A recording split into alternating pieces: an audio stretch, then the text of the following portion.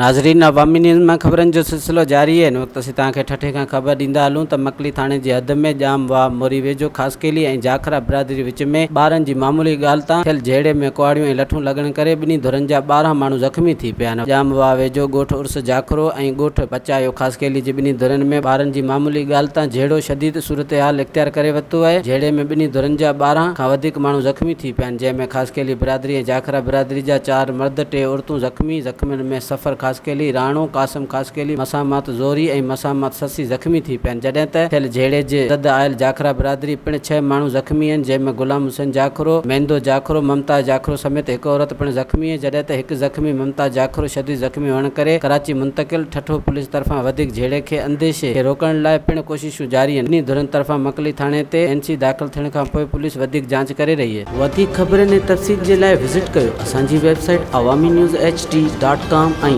ॾिसंदा रहो अवामी न्यूज़ HD।